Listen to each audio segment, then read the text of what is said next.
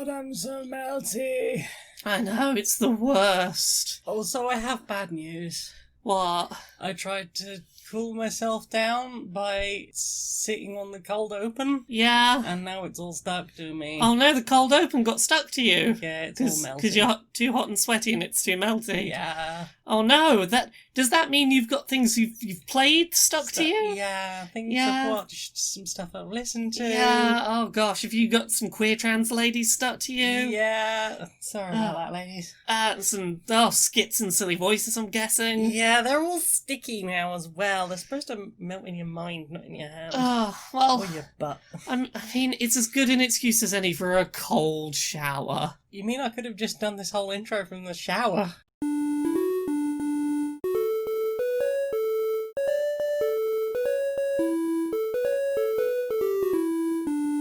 Greetings, strangers, queer and pleasant. I'm not Laura Kate Dale. And I'm not Jane Eris Magnet. And welcome to another episode of Queer and Pleasant Strangers. It's that podcast where two queer trans ladies talk about our weeks and the media we've consumed and do silly voices and skits. And I think given how hot it is in this office right now, thank you very much for joining us. We'll see you again sometime. Or bye. It's definitely going to be a short episode this week. I'm melting. We've got the windows open, we've got the door open, we've not got the screen behind us we normally have because we are trying to maximise airflow as best we can. Yeah, without having a fan on. Yeah, we compromised on turning the fan off, but that is the only compromise we will make. Yeah, sorry if the audio's not perfect this week. It's this. It's what you're getting. It's this or no show because we are literally puddles of goo that have melted. It's too hot. It's too hot. However, you know what's not too hot? Things we've played. I don't know quite what that segue was, but we played some things this week. Played some hot games. Yeah. Do you want to tell us about something you played this week? We played some Star Realms. Yeah. It's a tiny box, literally like a deck of cards. Yeah, it's a little deck builder. Yeah, a little deck builder for 2 players. They do a 4-player version now. Yeah. Frontiers. It's a pretty simple one. You've got 50 health. So does your opponent. Try and get them down to 0. Mm-hmm. It's a deck builder. You basically try and build up your stable of ships. They can do X amount of damage per time. You've got cards that are worth buying power so that you can buy more cards for your deck. There are bases that stick around. You don't have to destroy regular bases to attack the other person's life, but they usually have cool effects that go turn after turn after turn, so there's incentive to destroy them. Mm-hmm. And there are special bases that can protect your health, and you've got to be stronger than their defense to do anything. Yes. And do a lot of damage. Mm-hmm. Big shooties. Yeah. Yeah. It's a fun little game. It's a fun little game. You knock a game out in about 15 minutes. Yeah, it's pretty pacey. Mm-hmm. And none of our games were too poorly balanced. We were usually within 3 or 4 points of each other at the end of a game. Yeah. It usually came down to, okay, one of the two of us is going to have a good turn and clinch it. Mm-hmm. Yeah, we've played it before and it continues to be a real fun little, throw in a pocket deck builder. Yeah, I was recommended it, I think, by Shut Up and Sit Down. And, Yeah. I was looking for a gift for somebody who wanted to get into board games. Yeah. Mainly 2-player. Hmm. And I was like, it's only cheap and I'll have to pay shipping if I only get 1 copy. Yeah. So I got us a copy as well.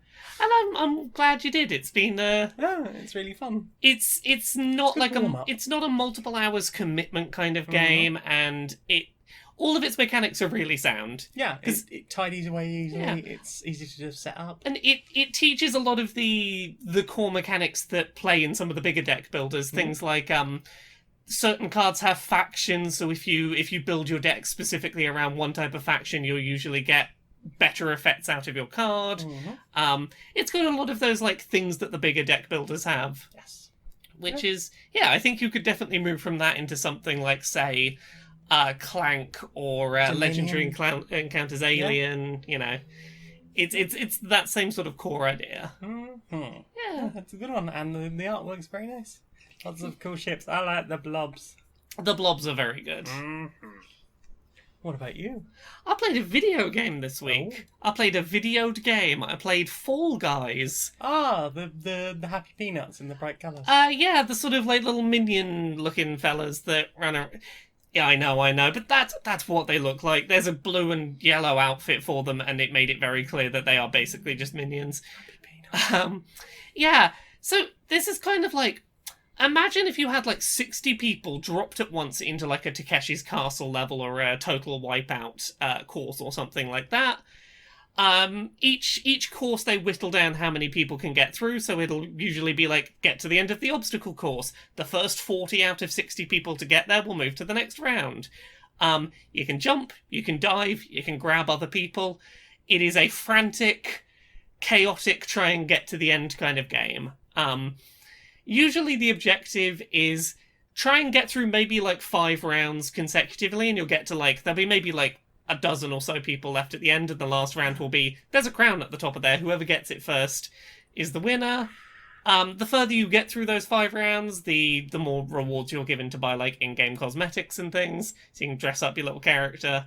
And how easy is it to buy things? Because it's got an in-game money system. It does have an in-game money system. For a paid game. Yeah, it's a paid game, ... unless you have PlayStation Plus, in which case it was free on PS Plus the day it launched.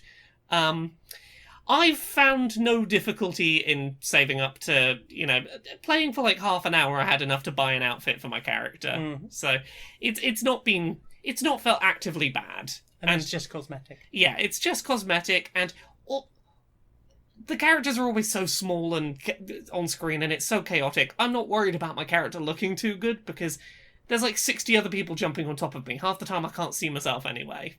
But yeah, it's been a lot of fun. It's definitely having some server issues. They clearly did not anticipate this many people trying to play it. Like, there will sometimes be like, I tried to play, I had half an hour, I was like, oh, I'll try and play. Couldn't get into a single game. Oh, wow. And then later it was fine. It goes through spells, so bear that in mind right now. Especially if you want to stream the damn thing. Yeah, I was gonna stream it last night, and the main reason I didn't was, oh gosh, what if I try and stream it and I just can't get into a game? Lots of time in chat. Yes, exactly. So I was like, yeah, maybe I'll stream it in a couple of weeks when it's like a bit more stable, perhaps.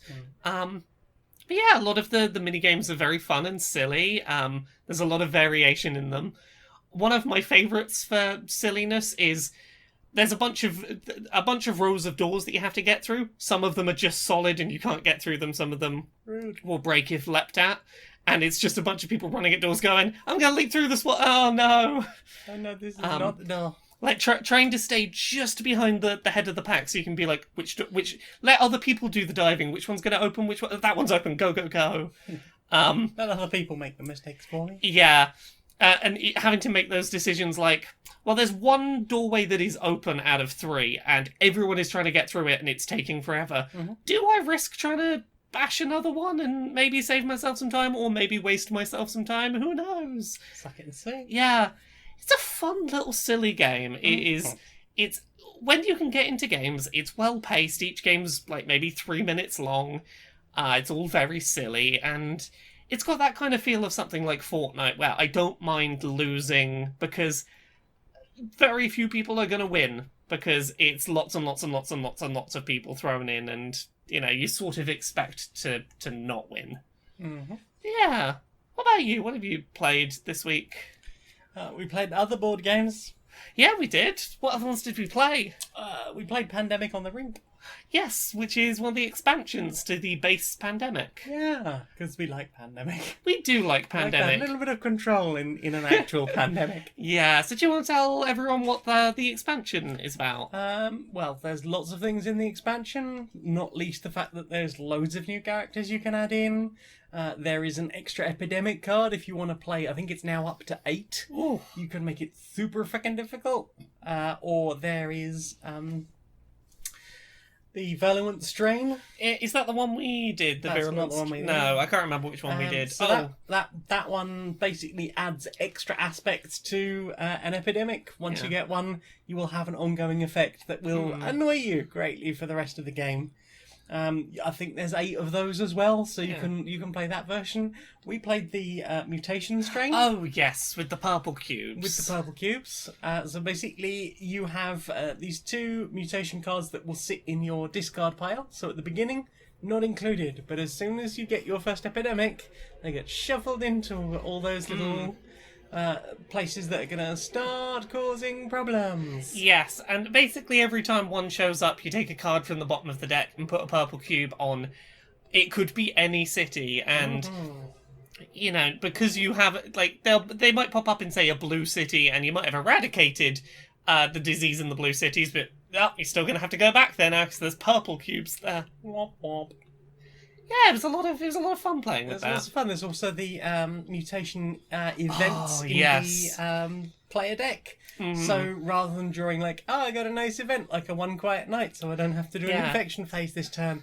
Oh no, now I just have, if there's like more than, if there's 2 purple cubes in one city, then it gets another purple cube. Oh, good. Yeah, or pick a card from the bottom of the deck, and that place now has 3 purple cubes. Yay! We still managed to win. We did. We weren't playing super difficulty level, but it was a lot of fun. It was a lot of fun. Yeah, I quite like that a lot of the added-in characters that were added in with the expansion are seemingly ones from Pandemic Legacy Season 1. Yes. Which is it's quite nice to be able to be like, I remember playing as that character. I remember that one. Yeah, I don't have to scrap them just because Season 1 is finished. Yeah, there was a few times when we were sitting there going, and I take damage if I'm in it. No, that doesn't happen. Yeah, we had a couple of moments of confusion between Season 1 rules and regular Pandemic rules, because it's been a while since we've played the base game. Well, I don't think you and I had played it very much before we got into the Legacy game. We played like 4 or 5 games, and we're like, we think we've got this. Yeah, and then we Legacy. played 24 games of Pandemic Legacy Season 1 and Season 2. Yeah. We got real into the Legacy ones, and we're like, oh yeah, we should probably go back to the base game at some point. Now that we've run out of that, and Jane's sitting there thinking, what can I use all those cubes for? The answer is I'm thinking about doing the print and play of block by block. Oh. Because it's a great game. I missed the Kickstarter. I didn't miss the Kickstarter. I was in the Kickstarter, and then the day before the Kickstarter was due to finish, I realised that something like a huge bill had come out that I wasn't expecting. Yeah. Possibly my website. I was like, fuck, I'd completely forgotten I needed to pay for renewal on my website. I don't have 50 quid now. Yeah. Oops. Well, we can do a print and play then, huzzah. And it needs loads of cubes and stuff. So We have lots of cubes. we do have lots of cubes. And little buildings that we could use as barricades. Yeah. Yeah, it's cool. Yeah. So I don't think those things are going to go to waste. Yay. Yay. What else have you played? You've taught me to do a 5x5 Rubik's Cube. Yeah, I've tried before, but this time it's really stuck. Yeah, the first time you tried, I could barely get the doing the centers stage and got really frustrated, as occasionally happens when I try and learn new cubes, because I get into that frame of mind. I can't do it and I feel bad. But this time it went real well. Mm-hmm. Took me a little while to get sorting the final 2 centers, and sorting the final 2 sides took a little bit of practice. Yeah. And I still have to Google the algorithm for fixing that one parity error. They're in the boat. But I understand the notation, how the notation works. So Yay. if I Google a thing and sit there for a minute, I can fix the parity error. Yeah. So I managed to solve the 5x5 without any help from you. I did have to Google the parity error, but without any help. Otherwise, To be fair, it's like 18 moves. yeah. I mean, unless you're including the fact that a lot of them are like the same move twice. yeah. So I'm not quick at it or anything. But I'm getting You're doing it there. in about an hour. I Sometimes think less than that. about half an hour. Yeah. Seems to be my currently an attempt at the 5x5 takes about half an hour. Yeah, I timed myself the other day on the 7x7 and it's like 25 minutes, so that's not bad. Yeah, a lot of that time is spent like there's too many cubes on here. Where are all these where fucking the fuck edge pieces? is the one remaining red and blue edge piece? Where the fuck are you? It's a lot Not a of centre edge, a side edge. yeah. The doing the edge pairing takes a long time. Like I'm gonna need to practice to pick up speed on it, but I'm getting there. I understand the basic principles now. I mean, I don't think it's one that you really need to learn to do quickly. I mean, that's kind of what I like about the higher level cubes. Like, I never feel like I need to do them at any great speed. Yeah. Sometimes I'm just curious, like, how fast do I do that now? Just roughly how long does it take to sit and fumble through these? It doesn't help that recently I've been solving the 9x9 into a checkerboard pattern. Yes, you have. Which is really difficult to wrap your brain around. Yeah, the main reason that I'm like, I would like to be able to do this in less than half an hour is if I happened to be solving it and someone was like, oh, let's see you finish it, then I'd be like, oh no. No, so much pressure. Do you have half an hour? It's going to take me a while. It's going to take a while. This is not fun and you've now made it pressure. This is not the 2 minutes that it's going to take me to do a 3x3. This is considerably more work. But yeah, I've been doing 5x5s, and given about half an hour, I can usually do one now. Just about. Yeah, it's got me looking at Gigaminxes again. It's like, oh, what's a Gigaminx? So you know I've got the one with the hexagons on? Yes. So it's basically a 3x3, but it's got 12 sides. Uh-huh. So imagine that, but a 5x5 that's got 12 sides. And I'm like, I want one. I kind of want one. Do it. They're quite expensive. Maybe I will. Maybe I will get one eventually. What about you? What have you been playing? We played another board game together. What did we play? We played Zombies! Yes, with 3 exclamation marks. A game that we have played, that we have never played before, even though we've had it since we moved in. Yeah, I was lent it just before I went in for surgery. Yeah, so what, that was like January 2007? 3 years ago? Yeah. Yeah, so a good friend of mine was like, I will come and distract you the night before your surgery. And has never asked for it back. I've offered it back more than once. Just like, oh yeah, I've still got that game of yours. Do you want me to bring it back? No, don't worry about it.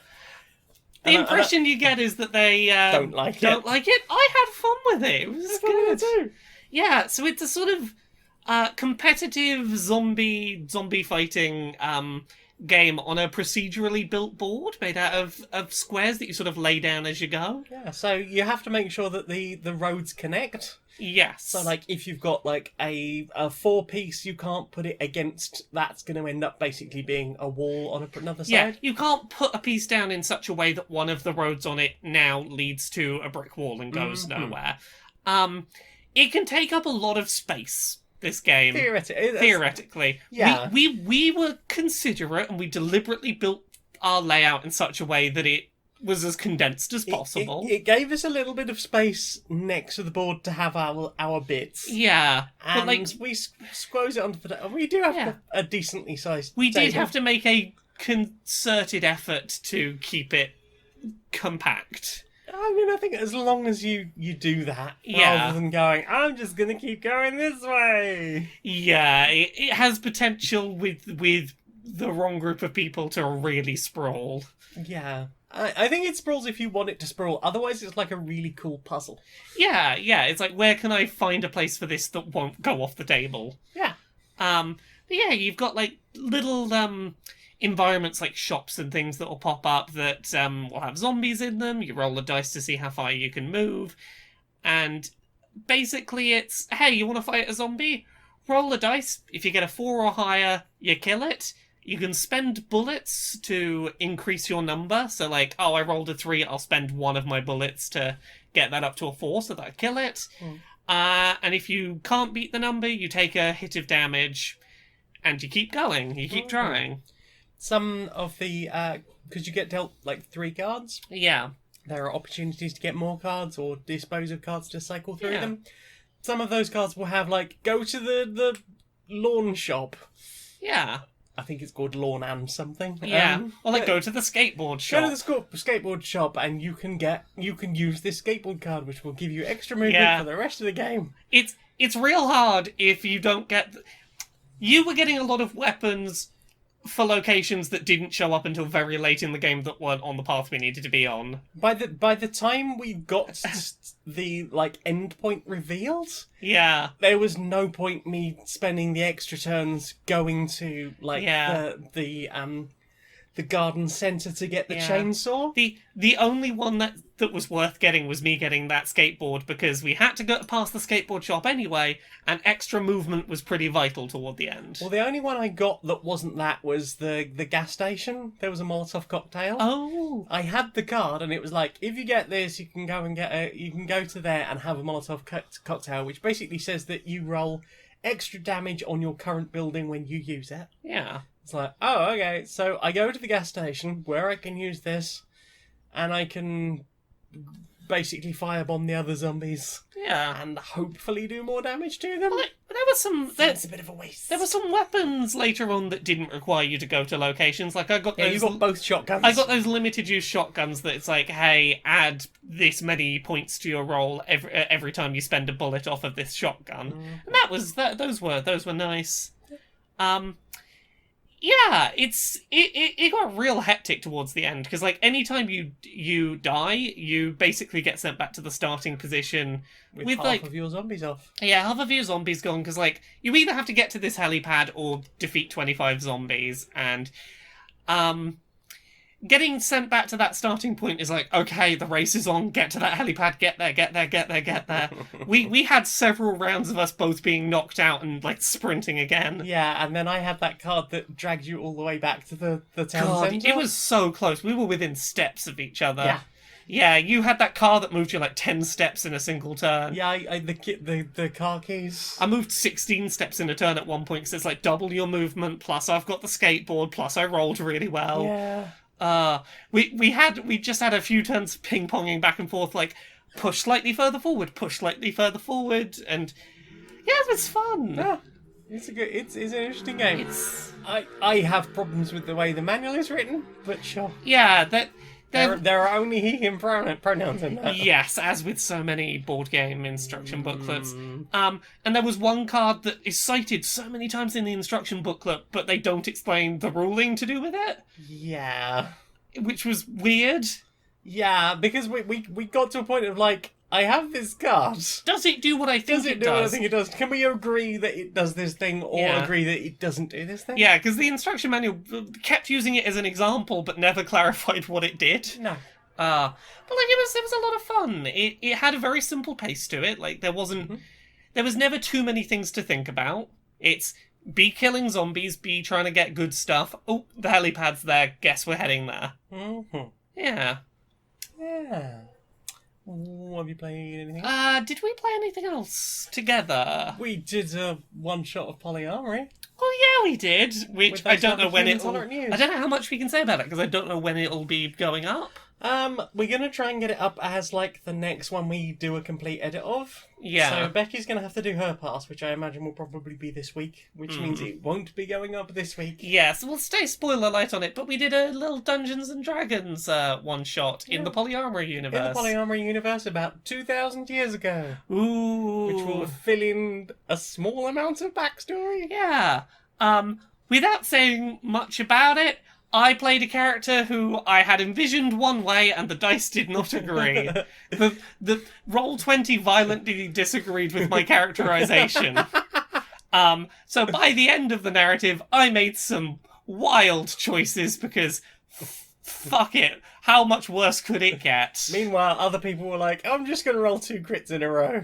Yeah, after getting, those like 3 crits I had earlier, now I'm going to have a double back-to-back crit. Yeah. Yeah. Some people were much more highly favoured by Roll20 on that day. Yes. Roll20 has gone real wild on the botch and crits the last couple of months. It's weird. Yeah, we had a lot of very fun characterization. Yeah, it's the first time I've ever tried to DM 5 people for a podcast. Yeah, you did really well. Yeah. We didn't have too many like talking over each other. Yeah, voiceover internet issues. We did all right, yeah, and it was nice to get on a podcast and chat to Larry and Bethany again. Check out Humans Tolerant News and Eon's World. They are lovely ones. They are good humans. So yeah, that was a lot of fun, and you should check that out when it goes up. Mm-hmm. I think that's everything I've played. That's everything I've played as well. Well then, time for this. So, we've come up with an entirely new plan to try and keep everyone inside during the pandemic. Tell me more. Well, you know, a lot of people seem to have, over the last week or so, definitely within the last week, seem to be tweeting it like there isn't a pandemic at all, everything's fine, and, you know, the numbers, although they're not being published all the time, still kind of going up. Still bad. Still bad, still going up, still a lot of deaths, some numbers starting to head up, some parts of the country going back into lockdown. Yes, which really the whole country should be doing, probably. Yes. So what we've decided to do is make it so unbearably hot outside in the sun that literally people will catch fire if they leave the house. Oh, I see. So, literally make it impossible to leave the home under penalty of catching fire. Yes, we've basically turned the entire country into a baked potato. I mean, that will keep people inside. It will certainly keep them inside. I mean, and anyone who doesn't stay inside, that problem will solve itself. Yes, because the skin is where all the nutrients are. The skin is where all the being alive is. That too. I mean, the inside very, very hot. So you stick it through. It's soft all the way through after they've been out in the sun for even a second. With all of the outdoor cooling off places closed, wonderful idea. Absolutely. I'm glad you approve. So hopefully we can stop the second wave. That's all right. We'll just turn the sun up right now. Right, where's the thermostat? Oh no, we've been working on that for decades. Oh, I see what you mean. Hello everyone, and welcome to the News at 6. Today's special news report, ways to stay cool this summer. Firstly, try taking a cold bath or shower. As the air hits you, it'll be refreshing and cooling. Next, why not try putting ice in your drink? It'll cool your drink down, technically by warming the rest of the room up. That's how convection works, apparently. Next, try wearing light clothing. The fewer layers, the better. And finally, why not consider continuing to support Black Lives Matter with protests, signing petitions, and donating to bail funds? Because that would be pretty fucking cool to keep doing. Now, to Invisible Bob with the weather. Hello! So, what have you put in your eye meats? What have I put in my eye meats? I don't have my list up. I should have my list up. We've been watching lots of Star Trek The Next Generation still. So much Next Gen. Oh, so much Next Gen. We watched the season 4 finale two-parter. There was a whole ass moment of Tasha Yar. Evil Tasha Yar. I mean, it makes sense what they were doing, but I was like, just to bring back actual Tasha Yar. No. To bring Tasha Yar back. Rick Berman said no. Apparently so. We watched a really lovely early season 5 episode tonight that was about, like, language communication with very different language structures. Darmok and Jalad at Tanagra. Darmok and Jalad at Tanagra. Darmok and Jalad at Tanagra. Yeah, there we go. You got the thing. Apparently that's a bit of a meme in the Star Trek community. It really is. Yeah. I enjoyed the episode. I like science fiction stories about, like, hey, here is a language that is fundamentally different to any other language in how it functions, which I really enjoy. Yeah, it was like the use of metaphor as language. Yeah, I'm trying to think if we've seen any other particularly good ones stand out. I mean, the main one would probably be the season finale. We saw, I was going to say the Remember Me, but I think we mentioned that last week. Oh, we saw the episode with LaForge and him getting fucking brainwashed. That whole plot's going to come up again. That was fascinating and terrifying. I can't remember what film it is, but they use that idea in something else as well. Yeah, it's been done in a few things.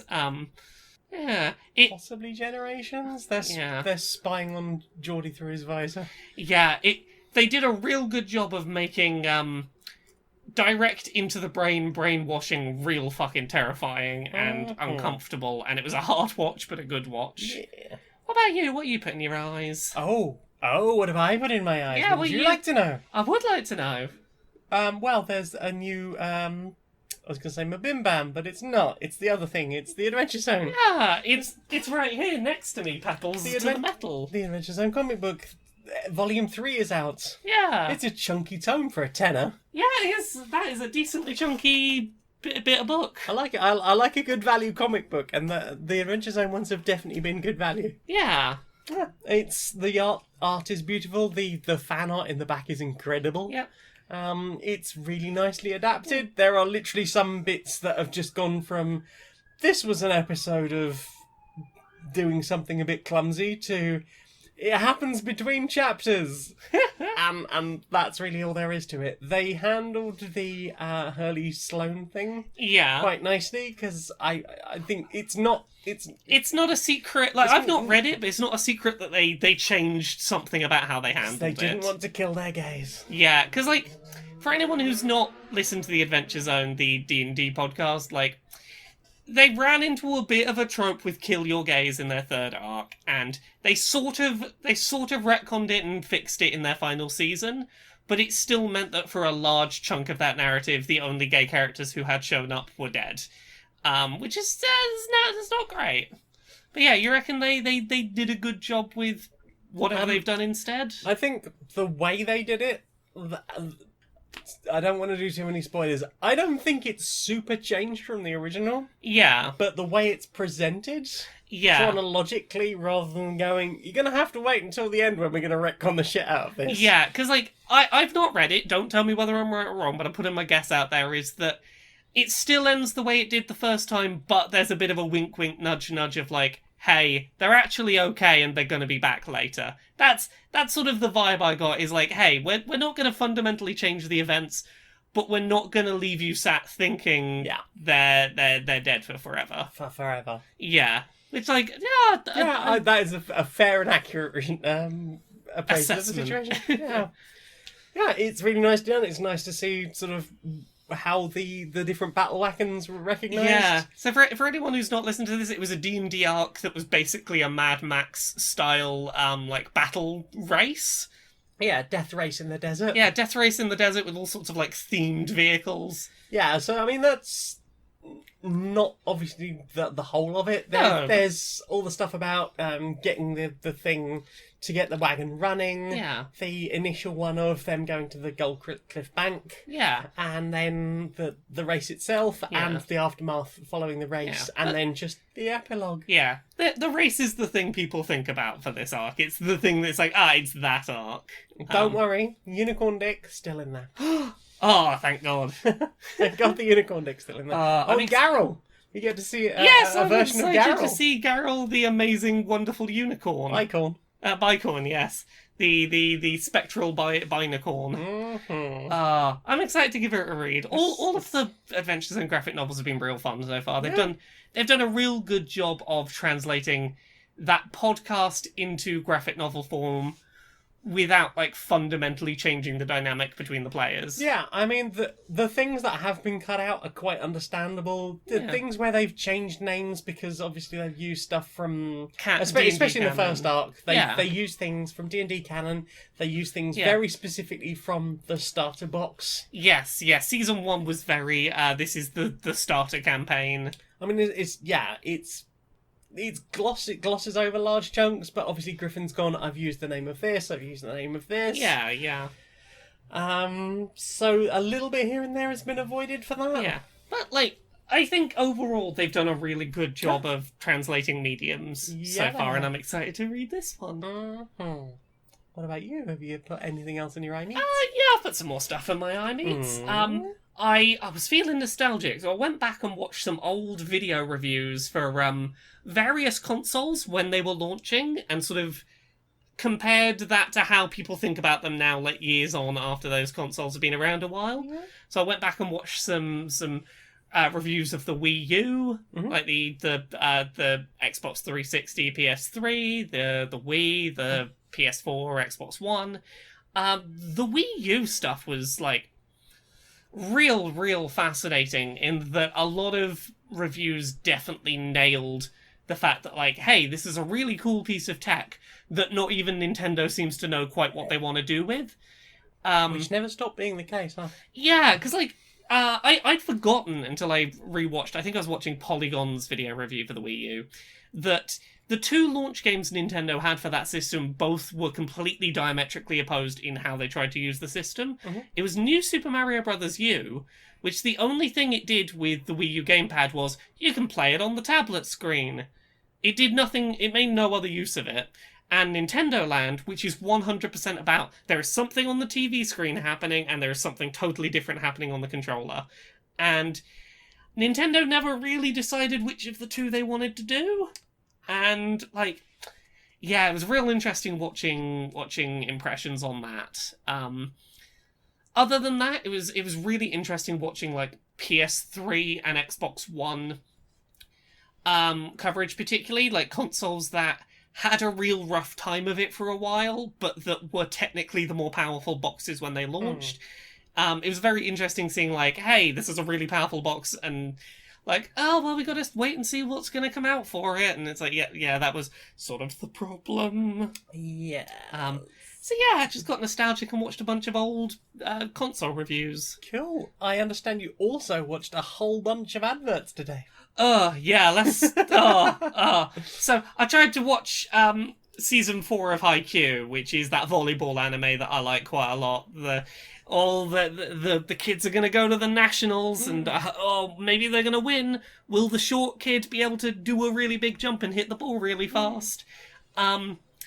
So the one legal place to watch Haikyuu, like, you can watch the first few seasons dubbed on Netflix, but season 4 is currently only available on Crunchyroll, which is basically the place you go for watching like stuff that has just aired in Japan that is subtitled only right now, that kind of stuff.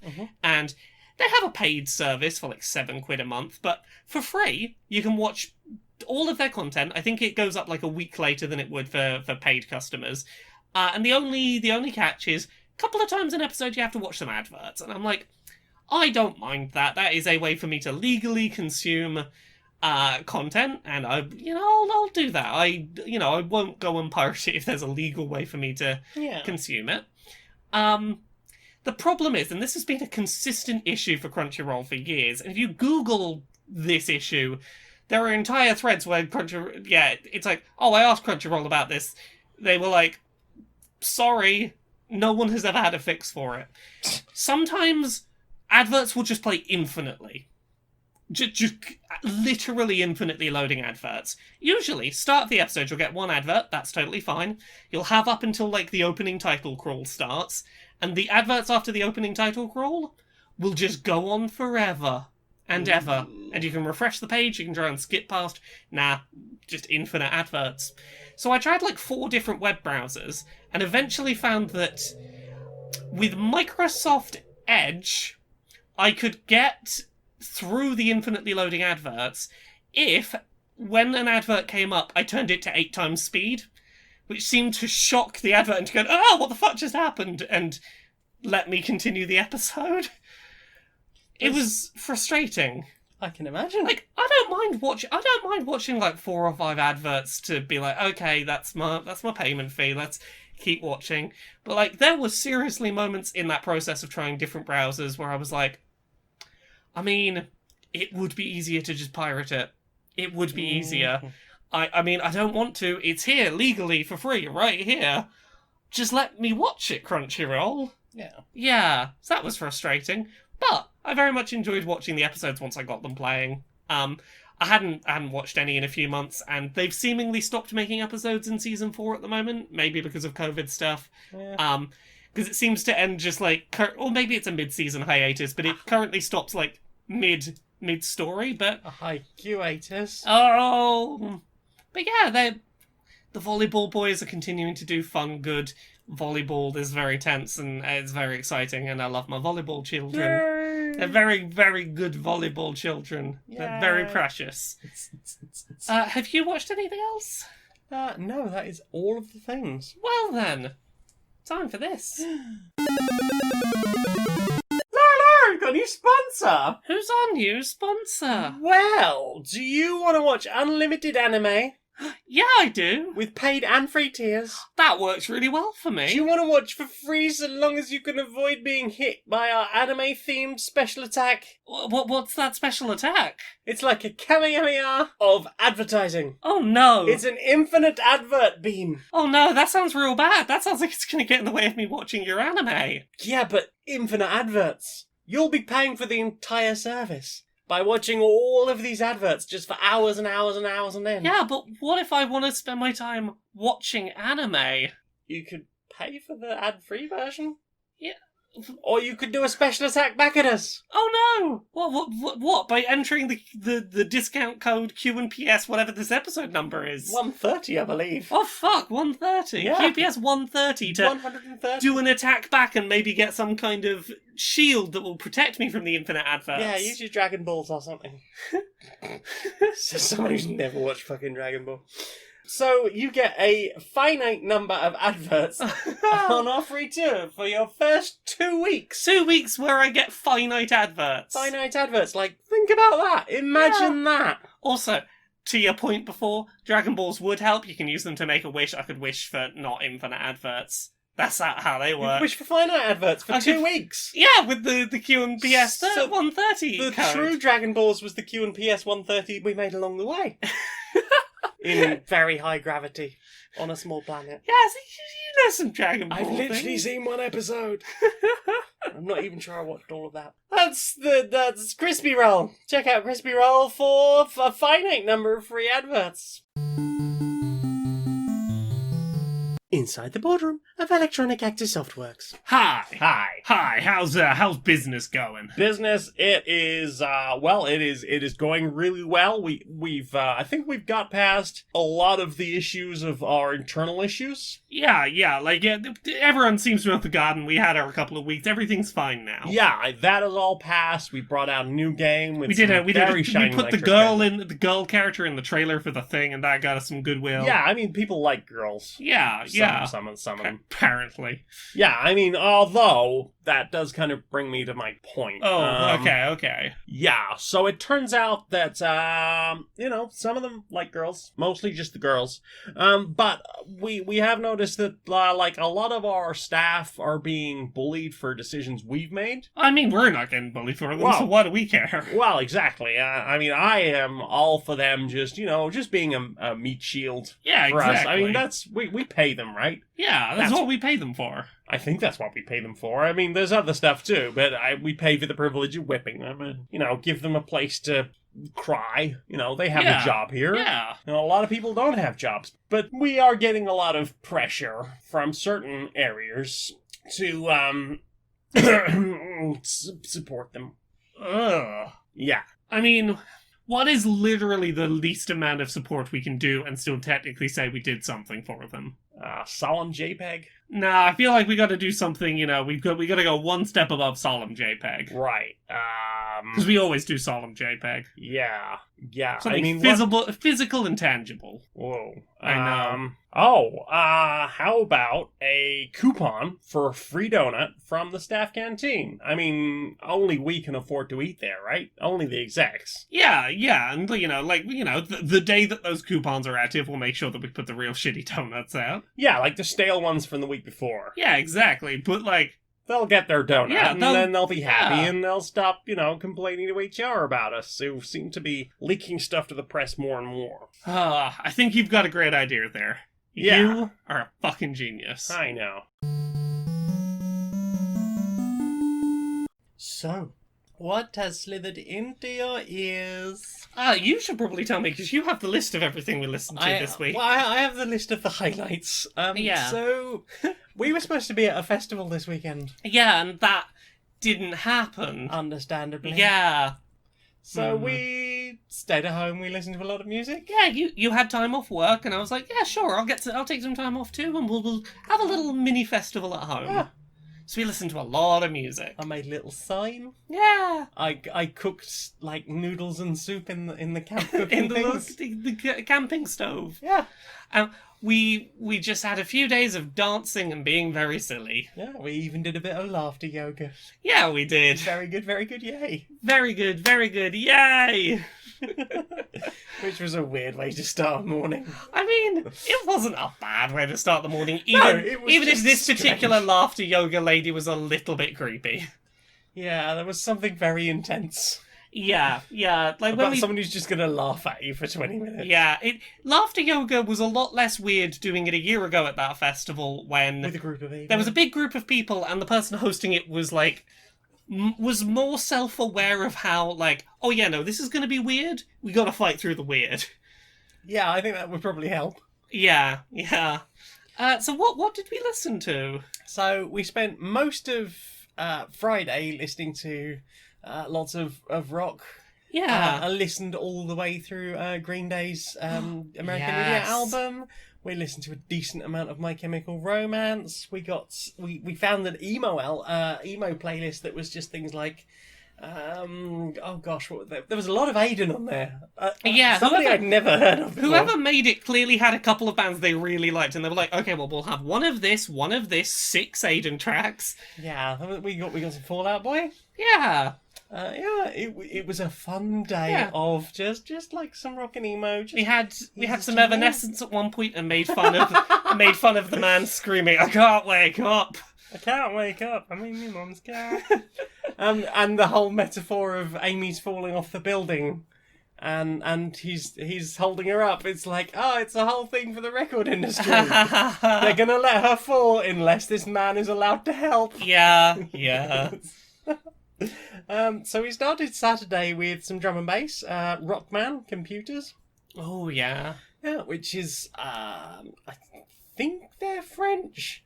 Then we moved on to Dutty Moonshine and JFB, Movia, which I think was Glitch Hop. I can't remember what all of the genres were for all of these. Ultimate Planetarium. Wow, that's all of the first section. So many music. Pat Farrell, Kinachu, the Josh Green and Danny Lawrence remix, which I think was trance. Swang, Shake That Thang, which was Electro Swing. Asterix, Acid Rocker, was pretty sure that was trance. Slamboree, Cheeky Peepers. Slamboree. I love a bit of Slamboree. Mori Candy, Yeki Yeki, the Hard Floor remix. Oh, Yeki Yeki. It's traditional now. Yeah, you've got to put on some Yeki Yeki. Mm-hmm. Maddock, Feel Good, back to the drum and bass. You make me feel good. Crafty Cuts, Feel Like Jumping, the Crossbow remix, which I believe is Breaks. Afrojack and Shamanology, Can't Stop Me Now, the Matrix and Futurebound remix, which is a really uplifting drum and bass track. You can't stop me now. Can't stop me now. Vibe Tribe and Spade Music People, the Mickey Noise remix, which is really upbeat trance. Very positive. Trans Global Underground, Emotional Yo-Yo. Mm-hmm. I love a bit of Trans Global Underground. Yeah. We've seen that. We know that you love a bit of them. It's like dragged you across a field last year. Yeah, last year we were at this festival doing a walk around and like Jen was like, I'm feeling a bit over-socialed. I'm feeling a bit much, and I think I'll just stay out here and finish this drink and look out across the fields. And then I heard a track playing from the main tent. I was like, come on, we're going. It's like, what about the rest of the walk? No, it's Transcribed Underground. We have to go. I didn't realise they were playing live.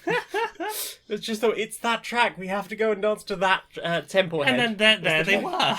And there they were. And good gravy, that tent. That was quite a smell to walk into. Yeah, it smelled like someone had set fire to the crop. Spectrum, Supernova. That's Spectrem. Again, really good upbeat drum and bass. Adoxy on Wii was dubstep. That was quite cool. Siren's Call, the Devil Swing, with a bit more electro swing there. Now we get the big list.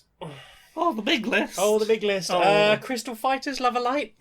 The Culture Shock remix. It's just like... It's just so upbeat and bouncy. It's one of those songs that whenever I think about it, I remember two friends from a rave I regularly used to go to who just always managed to dance perfectly in sync.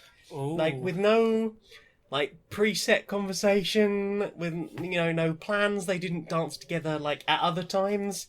It was just, they were just perfectly in sync. They were just vibing. Metric featuring Shock One, Resonates. Oh, yeah. Another beautiful upbeat track. Dinde and Kronfeld, Mr. Trumpet. Oh, Mr. Trumpet. I can't even explain Mr. Trumpet. It was all about how to... There's all these lyrics in it about how to play the trumpet. A man telling you about how to do the mouth thing to play the trumpet. His and trumpet see lesson. how his lips, the red part of his lips is within the cup. Yeah, his entire lesson is you put the red bit of your lips within the cup, and then he starts doing a trumpet solo. I'm like, oh, you skipped some steps. And then you play like this. Cool. I feel like we missed lessons like 2 and 3 in the middle. No, it's all about getting your lips in the cup and blowing, and everything else is easy. Fox Stevenson, Double Up. Wonderful bit of dubstep. Ooh, Flux Pavilion International Anthem. This international anthem. This international anthem. Good dubstep. Oh, Chardy and Combs, Harmonica Boy.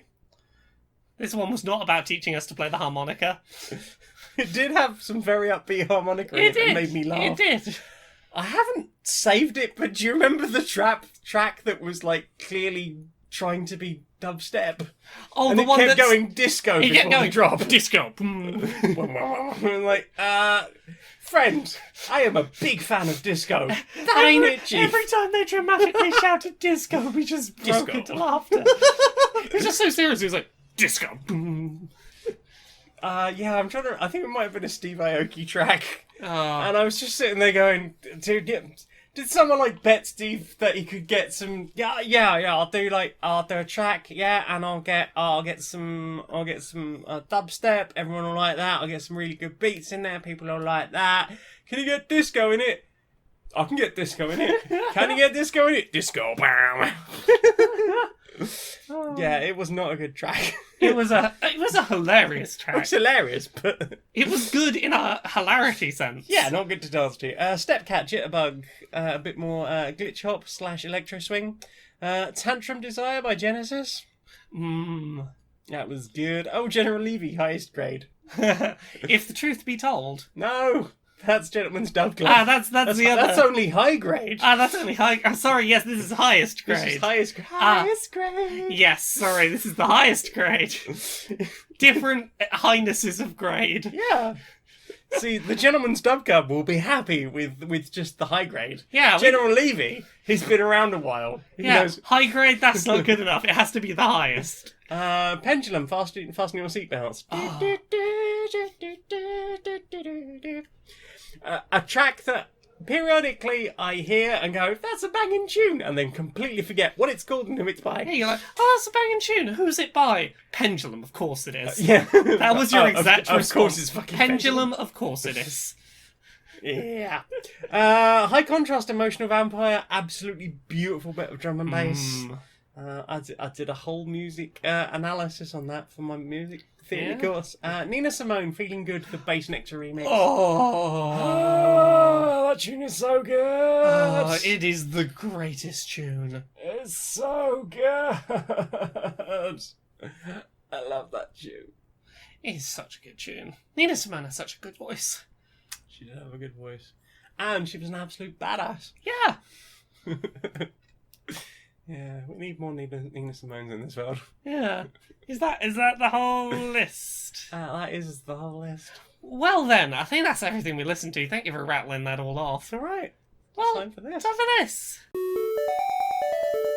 Do you know a podcaster in your life? Mm-hmm. Well, make sure during this recent heatwave to check in on your local podcaster and make sure they're properly hydrated. They sit in hot rooms with shut windows and no fans. Why not crack their window a little and reassure them it's okay if this week has a little background audio. Your safety is more important.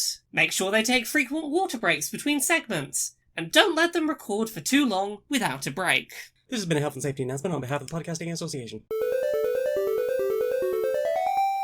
Every day, rubbernecking journalists are cashing in on human misery, whether it's migrants on sinking boats, poverty porn, or another lazy, bigoted article about trans people's rights to exist. You might look at these people and go, fucking hell, where's your humanity? That's why we've developed Compassional. It's specially developed by caring scientists to develop the parts of the brain that control compassion, empathy, and a sense of connection to fellow human beings. It costs just 20 pence a day to sponsor a soulless bastard, and in as little as a month, you'll see a genuine, caring person who sees harm in the world and fights to end it, rather than mocking it in a global and national media. Compassional. Because the world is hard enough without these bile-spewing tossers. Question time. Let's have questions. What's the questions? Lucy Nevins asks, if you were going to have a band named after a food, what food would it be and what music would you play? The first thing that came to mind was Flamin' Hot Cheetos. I don't know why. I feel like Flamin' Hot is like, that could sounds be a like band. surfer rock. Yeah. We're the Flaming Hot Cheetos. Ding, ding, ding, ding, ding. Yeah, okay, that's the only food that comes to mind that I'm like, yeah, you can make a band name out of that. Sing about surfing. What about you? You got a couch. You got a food in mind to make a band name out of?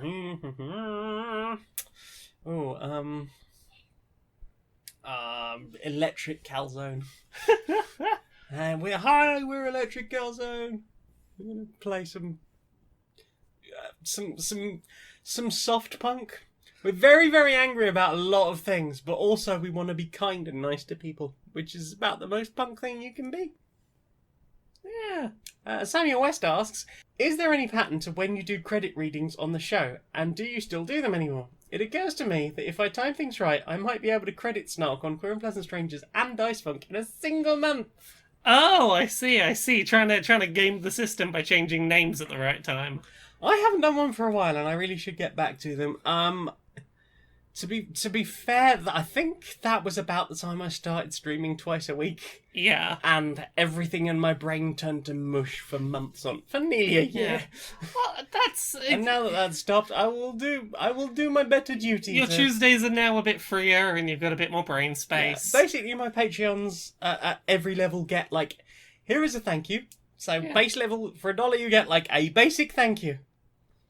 For $5, you get a personal thank you that I will write you. Yay. And I'll go a bit more into general niceness and positivity for you.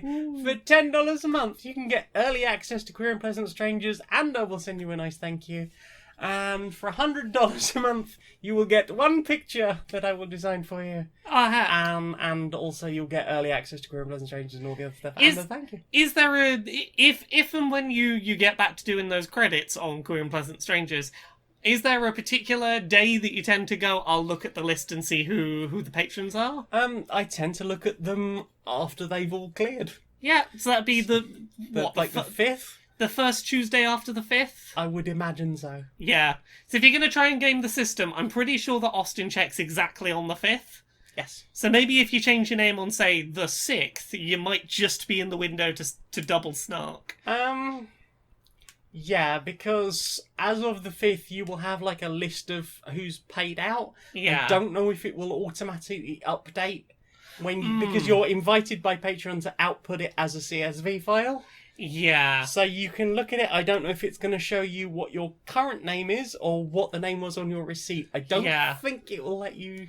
Well, that's a thing to test. You can suck it and see. I will happily help that out if you want to donate. If you want to try changing it to a Queer and Pleasant Strangers specific joke on the 6th, you'll find out on the following Queer and Pleasant Strangers episode if it changes it in the back end. If you can game the system. Or, if you just want to message me with a different name. I'm willing to take requests for some Patreon money. Hayley Snaney asks, what's a secret so deep and personal you would never share it, especially not on a podcast? I know what you're thinking. Oh, yeah, I have one. Ain't sharing it here. Yep. But because it's a big old secret that I would never share on a podcast, funnily enough. Right? But So thank you, well done for trying to trick us. Well done for trying. He lookingly nose at each other. I don't know what mine is. I mean, mine's clear. Yeah, I don't know what mine is though. What's mine? Oh, I know what mine is. Okay, yeah. Snails, great or perfect? Perfect. What powers would a superhero or villain themed around your favourite animal have? You're putting me on the spot because I have to pick one favourite animal now. A sonic healing purr? The ability to leap over entire buildings based on a rabbit doing hops. Hoppity hoppity. Hoppity hoppity. Oh, Well, I mean, just like unbearable cuteness. No. It does little hoppity and then just little twitchy nose and then maybe eats like a giant carrot. Yeah. And then everyone's just head explodes from over cuteness. That's my superhero power now. Mm-hmm. You are the bun bun. What's something you were scared to do for a long time in transition? And what is it like when you finally did it? Swimming. Scared to go swimming for a long time. And then surgery happened, and then I wasn't scared to go swimming, and I'm very glad. I love swimming. Yeah, I think swimming's probably my one as well. Even like it was still a good 2 years after surgery that I finally went swimming because you dragged me along. I as soon as I was healed up, I was like, right, I'm going swimming. I'm doing Getting in the pool. Getting in the pool. This bitch sanitized. Yeet. As soon as I was confident that like exercise wasn't going to make me pass out or like I wasn't going to bleed in the pool or something. What is the sexiest crime? Being gay. Being gay. Doing smooches. Basin asks... It's just Basin. Basin isn't back anymore. I mean, Basin is back. I guess Basin has been back for a while. Now Basin is here. Basin is here. Basin is here. Hi, Basin. Which is your favourite beetle? Alternatively, which is your favourite beetle? Different spellings. Yeah. I like the beetles that have the big sort of like looks like a spade on the front of them. It's sort of got a I can only think of one beetle. I like stag beetles. Oh, stag beetles are pretty alright. You're thinking of the one with the little horny bit, and it sort of it's sort of like a pitchfork almost. I think I know the one you mean. Yeah, they are cool. They're pretty cool beetles. They are pretty cool beetles. Scarabs are cool. Yeah, Beetleborgs. They're pretty cool beetles. Big bad Beetleborgs. Big bad Beetleborgs. They're pretty cool beetles. Omega the Sane asks, "What's your favourite Beatles album?"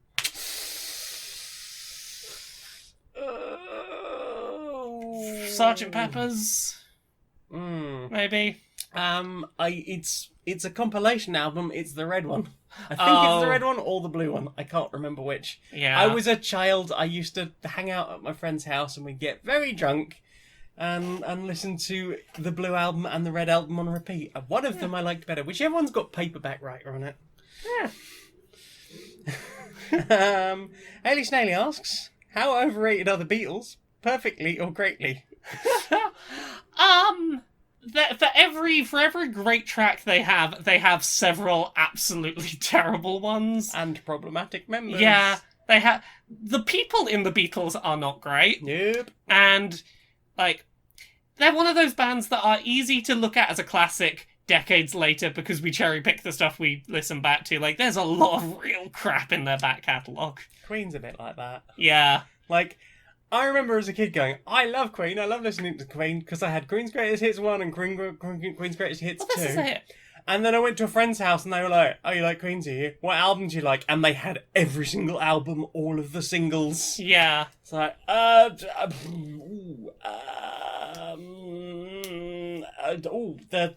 Flash Gordon OST. I don't like that one very much. It's not great. Alice the Gayest Dungeon Owl, which is a fucking incredible That's a great name. Are mushrooms tasty? If so, which ones are the best? If they're not tasty, they're very, very bitter, but they are fucking amazing. What? I mean, what? I don't know what you're on about, and I definitely don't agree with you. No, I'm not a big fan of fungus generally. I find them like weirdly fleshy textured. I'm not a fan of the texture of mushrooms. I will occasionally make exceptions if I'm not having them for the taste. Yeah. Becky Toohill. Becky Toohill's that name ring? Hello, Becky, we love you. What did you do today? Bullshit answers only. Definitely didn't melt. I overthrew capitalism. I took control of the games industry. I make the video games now. They're all gay. I drew several penises on Donald Trump's face in Sharpie. He is trying to spin this as a good and positive thing that he did himself. I solved everything. Everything? Yeah, I solved everything. Including that Rubik's Cube over there. Yes. That's it in its new solved state. I solved it into that pattern. Oh, I've just realised that despite all the time off, that Gundam still only has legs. Yeah. Oh no. That was so much hope. You know what? Saturday I might sit and make it in the living room. We had too many other living room festival things to do. I know, we had too many activities. Yeah, the time that I would have spent building that Gundam was 5x5 Rubik's Cube time. I'm sorry. That's okay. I learned to do a 5x5 cube. Tricky asks, looking back, what is the best bootleg anything that you've enjoyed? I still absolutely love the bootleg of that one My Chemical Romance show I went to it must have been, it's whatever year, it was just before Danger Days came out. They played at the Hammersmith Apollo. And it was early enough before Danger Days that, like, we knew Na Na Na existed, and I think Sing, but, like, the rest of the album wasn't out, and they played a couple of songs at that show that hadn't been, like, put out as singles or on the album yet. And, like, that was a hell of a fucking show, and I found a good bootleg of it, and I fucking watched that thing, like, once a week for a good 6 months. Nice. It's a good fucking bootleg. Mm-hmm. What about you? Oh, do you remember those, Mario Kart 8 Deluxe Amiibo cards I ordered off of eBay? Yeah, they were great. The art on those is incredible. The art is hilarious. I remember Luigi being real weird. Luigi's really weird. Wario just looks like some builder. Yeah, they're all really fucking weird. Yeah, a lot of them don't look anything like their characters, and it's great. Like, they're wearing somebody else's clothes, but it's like the stunt doubles. And it's amazing, and I love it. Larry Yelling NB asks, must everyone enjoy this modern rice? Must everyone enjoy what, sorry? This modern rice. I mean, I enjoy modern rice. They've not ruined rice in the last few years. I still enjoy rice. I hear they're washing it now. Yeah. Cooking it properly. Ooh. Fancy Wookie asks, given the weather is horrendously warm, what is the best frozen treat from the corner shop? It's ice poles, isn't it? I won't. I'll never say no to just a Calippo. A Calippo is just a fancy ice pole. I know, but they're a slightly different texture, and they're a lot like. They have more actual fruit and less just water. The flavour runs consistently through them. You're not going to suck all the flavour out by sucking them. Yeah, I don't think I've ever sucked all of the juice out of a Calippo. I've definitely done that with ice poles. Yeah. It's the fancy Calippo. Mm-hmm. The fancy ice pole. Yeah. Pinky up. Just enjoy the fancy Calippo. Yeah, just frozen fruit liquid. Yeah. Yeah. Anything to cool down.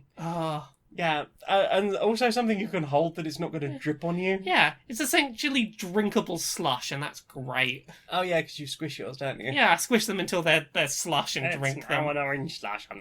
I like the lemon ones, the lemony lime ones. Oh yeah. They're my favourite. Yeah. Abstract Slug asks, what's your favourite Gundam / mecha series?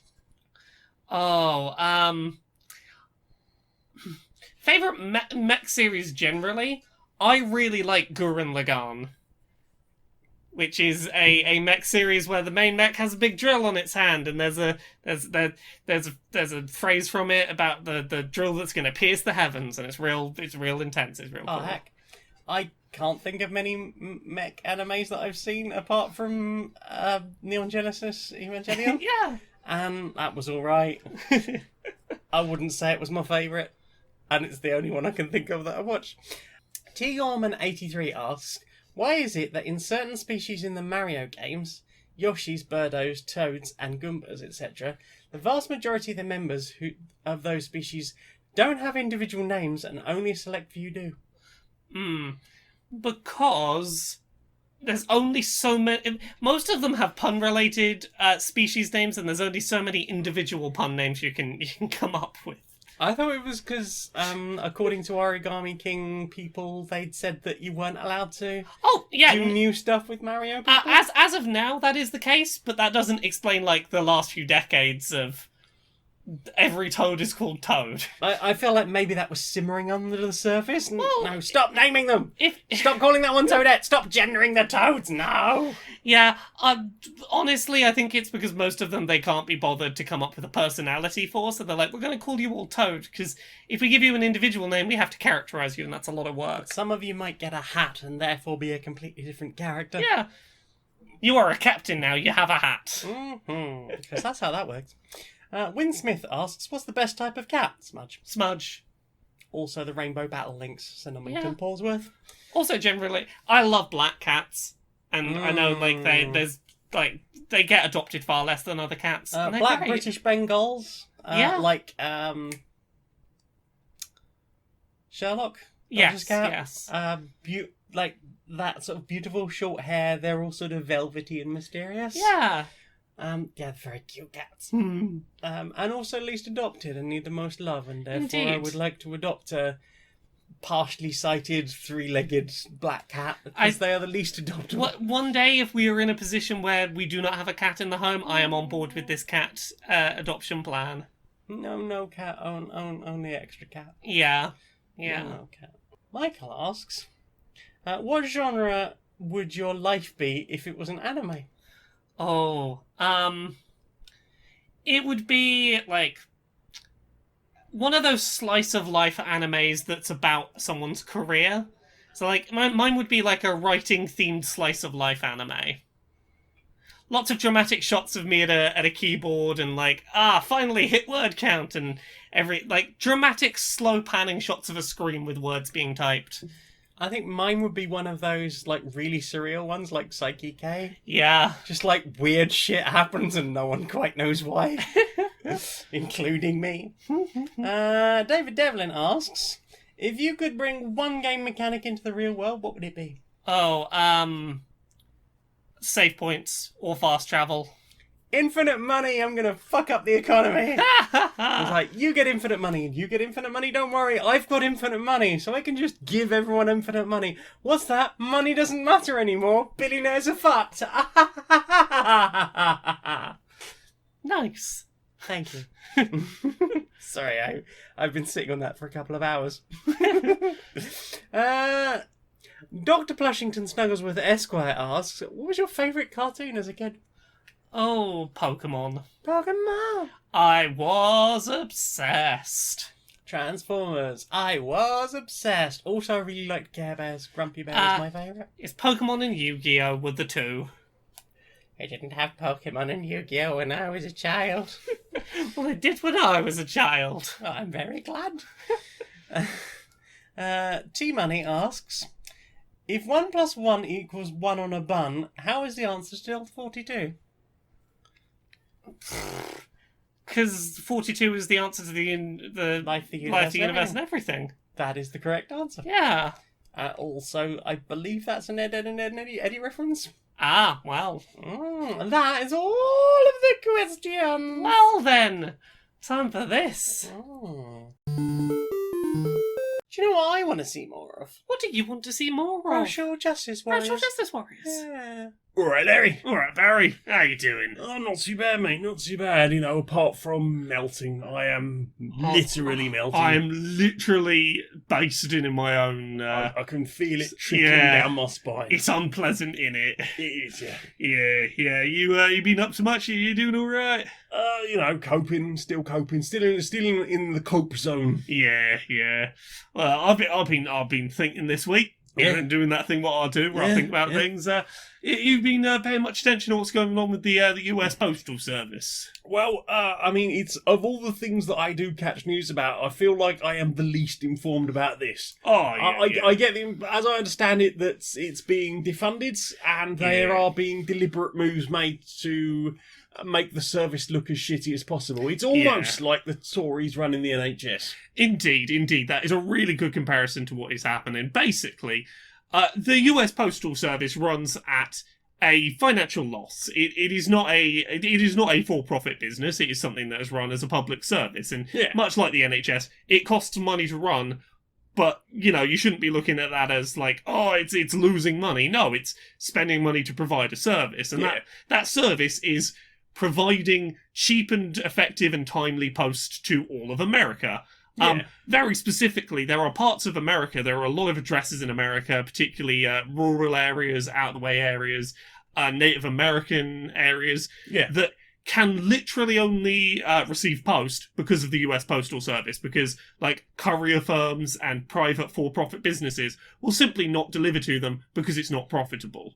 You need a service like the US Postal Service that is willing to make deliveries that are not financially viable to keep those communities connected to the Postal Service. And recently, the United States got a new Postmaster General who basically is trying to destroy the US Postal Service because it costs money to exist. Now, is it just because it costs money to exist, or is it because there is a huge move towards postal voting this year because of all the... that's the thing, is the on-paper reason is it is not a for-profit business. The suspected reason is it's one of the many things that Donald Trump and the Republicans seem to be doing in advance of trying to... We're in a pandemic. Steal the election. Yeah, it's an election year. There's a pandemic. In order for people to be able to vote effectively, postal voting needs to be a thing that stably exists. Yeah, so basically they're just ramping up the electoral voter suppression. Exactly. Because if you look at the demographics, Republican voters are much more likely to be like, COVID doesn't fucking exist, I'll go out and vote in person, what the fuck should I care? Whereas Democratic voters are much more likely to go, look, I care about other people. I really shouldn't be going out. There is a pandemic. I will stay home, and we'll try and engage with the postal voting system, which Trump is already trying to claim that it's going to be completely rigged with zero evidence. Yeah, I mean, between that and talking about putting back the election, all the talk about voter fraud, when there isn't really any evidence of it, it feels like he's gearing up to not accept losing an election. He's gearing up for a dictatorship. Yeah, very much so. He's gearing up to try and either not lose the election, or if he does, refuse to give up power, and that's fucking terrifying. But like, the problem is the reason the Postal Service doesn't make money in the US is nothing to do with their actual services. They are the only federal service in America that is required to prepay the pensions of every member of their staff for 70 years. Right. Which was entirely put on the Postal Service to try and make them unprofitable. Right. If someone new joins the Postal Service as an employee, all of their pensions have to be prepaid before they have worked that time. Right. Which is incredibly expensive to do and is not expected of any other federal service in the US. So they've been hamstringing it for a while. Yeah, they've been hamstringing it for a while, and now they're trying to kill the service by doing things like refusing to let postal workers work overtime. They are refusing to let them pre-sort posts. They're doing things that are basically causing huge delays and backlogs to try and get the public to be dissatisfied with the service. So literally what the Tories have been doing to the NHS. Yeah, exactly. Where previously postal workers in the US would be like, look, first class mail for today to this area, it's hit 5 o'clock, we're supposed to stop delivering, but there's still today letters and parcels that haven't been delivered. We'll just keep going. We'll get it done because we said it would get delivered today. Now they have to stop. They are being forced to stop, which means that days and days of backlogs are being created. Things that would usually reliably arrive next day are now taking weeks to arrive. And we're basically heading to a world where some people won't be able to get post full stop, and the only postal options will be infinitely more expensive, which will... Not to mention the issues with small businesses who are well, this is my only way of getting things shipped out. Yeah, if you look at, Etsy sellers and stuff like that, they're like, I will not be able to keep being a business with the price hikes that we will face if the postal service goes away.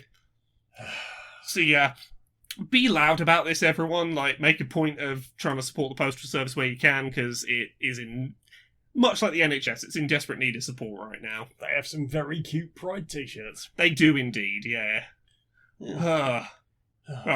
Virtual hug. Virtual hug, with a fan on maybe. I'm glad. I'm honestly glad this week it is a virtual hug. Yeah, a physical hug would not be pleasant this week. I think we would literally melt in each other's arms. I mean, that doesn't sound too bad. No, I mean, if I was going to die with anyone, I would be glad it was you, mate. But, I'm being silly. Yeah. Right, I am going to get some iced coffee out of the fridge, I think. I'm going to have just a glass of ice water, but Nice. cold drinks, yeah. Oh, yes. So, Laura, Yes. where can we find you on the internet, darling? Laura K Buzz in all the places. Laura K Buzz on Twitter, Twitch, YouTube, Patreon, laurakbuzz.com. I've got books. Uncomfortable Labels. It's about being gay and trans and on the autism spectrum, and it's out now. There's Things I Learned from Mario's Butt, which is coming out on February 4th, 2021. We know that's happening because the book's starting to pop up on some websites like Waterstones. It has an ISBN number and everything now. Ooh. There's also Gender Euphoria, which is an anthology of trans, non-binary, intersex, non-cisgender people's stories of euphoric, lovely positiveness. There's one of those I've stories been looking at it throughout the recording of the episode. on my screen over here that is in the editing process at the moment. Mm-hmm. Other than that, every Friday on YouTube, I publish an episode of Accessibility, which is a show where I talk about the video game industry and accessibility and representation. The most recent episode to have gone up when this goes up will have been about games that hide accessibility settings behind random NPCs or behind progression and why that's a problem. There's going to be an episode in the next couple of weeks probably about epilepsy. Which I've been doing some research, talking to some people about and trying to get that script ready. Yay. Other than that, I'm on some podcasts. There is Pixel Squirt, where I talk about video game character pornography. Yay. There's Dice Funk, which is a Dungeons and Dragons podcast. Every season's a self-contained story. I'm on seasons 3, 4, 5, 6, and 7. There's There's Queer and Pleasant Strangers. There's Queer and Pleasant Strangers. There's Podquisition, which is where I tell you whether your favourite video games are great or perfect. This is the thing, I was trying to remember that Podquisition is a show, and then I put myself into the Podquisition There credits. are queer people on that. Yeah, and I also do a podcast with you that isn't Queer and Pleasant Strangers. No, it's Polyamory. Yeah, which I tell us mentioned about earlier. that and the things you do. It's a D&D 5th edition real play podcast, and we have slightly questionable morals. We have a one-shot coming up with some lovely guest hosts from the Human Tolerant News show. That's Larry Yelling NB and Bethany Turner. And I also have Lauren Morgan on that show, your co-person from the Dice Funk. That we have more... we have so much of that show coming. Enjoy it! I am having a really good time telling that story. And I hope my players are doing so too. I make t-shirts. They are for sale on my Redbubble. I have a Twitter and a YouTube, and I have a Patreon, which I mentioned earlier. That's the one that pays my bills and helped me justify a 70-hour work week. Woo! That's patreon.com/stonedmonkeyradio. All of my other stuff can be found at streamerlinks.com/Janiac. That's JANEIAC. Yeah. Well, Laura, Yeah. what do you think out, darling? Well, until next time, be a stranger.